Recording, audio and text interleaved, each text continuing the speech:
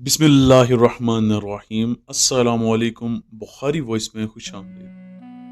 इंसान जब दुनिया में आता है तो उसका रिज़्क और उम्र लोहे महफूज में लिख दी जाती है। जैसे ही उसका रिज़्क और सांसें पूरी होती हैं, वो इस जहां से दूसरे जहां की तरफ गामजन हो जाता है। रवायत है कि जब एक वली अल्लाह से पूछा गया कि क्या वजह है कि कुछ इंसानों की रूह आराम से जबकि कुछ की रूह सख्त तकलीफ से निकलती है, उन्होंने जवाब दिया कि जिस इंसान की रूह इस दुनिया में ज्यादा लगी होती है, मौत के वक्त जब मुल्कुल मौत रूह को अपनी तरफ खींचते हैं तो इंसान का नफ्स या जिस्म रूह को अपनी तरफ खींचता है, क्योंकि वो दुनिया में मगन होता है। इस जिस्म और रूह निकलने की कश्मकश में इंसान को सबसे ज्यादा तकलीफ बर्दाश्त करना पड़ती है। जिस इंसान का दिल जितना ज्यादा दुनिया में लगा होगा, उसकी रूह उतनी ही तकलीफ से निकलेगी। रवायत है कि अल्लाह ताला ने रूहों को जिस्म से 2000 साल पहले हल्क फरमाया। जब अल्लाह ने रूह को जिस्म में दाखिल होने का हुक्म दिया तो रूह ने अल्लाह से अर्ज की कि मैं जिस्म में तकलीफ से दाखिल तो हो रही हूँ, लेकिन अब इसी तकलीफ से जिस्म से निकलूंगी।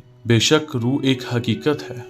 रवायत है कि यहूदियों की एक जमात हजूर सल्लल्लाहु अलैहि वसल्लम के पास आई और अर्ज किया, या मोहम्मद, रूह क्या है? आप खामोश रहे और वही इलाही का इंतजार करने लगे। फिर इस जमात को अगले दिन का कहा। जब वो जमात वक्त मुकर्रा पर पहुंची तो इसी तरह 3 दिन तक इंतजार फरमाते रहे, लेकिन वही ना हुई। चौथे दिन हजरत जिब्रील अलैहिस्सलाम वही लेकर हाजिर हुए और अर्ज की, या रसूल अल्लाह, आप इंशाअल्लाह कहना भूल गए थे, इसलिए वही इलाही में देर हुई। इसके बाद वही इलाही सुनाई, जिसका जिक्र कुरान मजीद में कुछ यूं मिलता है, ए नबी, ये आपसे रूह के मुतल्लक पूछते हैं, इनको कह दीजिए वो तो अल्लाह का एक हुक्म है। अगर इंसान नेक अमल करे तो मरते वक्त रूह जिस्म से आसानी से निकल जाती है। इसका जिक्र भी कुरान में कुछ यूं मिलता है, ए मुतमईन नफ्स, अपने रब की तरफ वापस लौट चल। यानी जब नेक इंसान का वक्त आखिर आता है तो फरिश्ते इसको मुबारकबाद देते हैं, और अगर बुरी रूह हो तो उसको भी जहन्नम की बिशारत दी जाती है और रूह जिस्म से तकलीफ से निकलती है।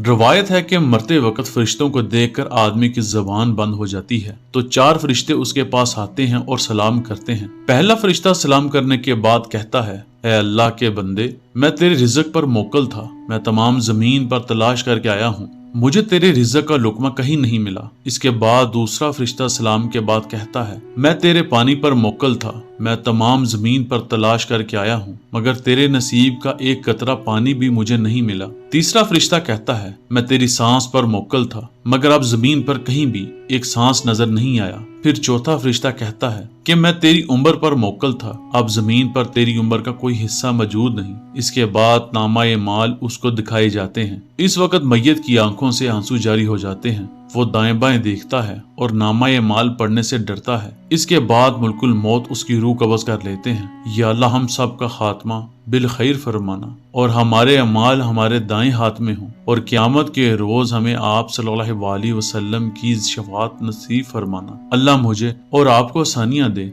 और आसानियां तकसीम करने की तौफीक अता फरमाए। आमीन।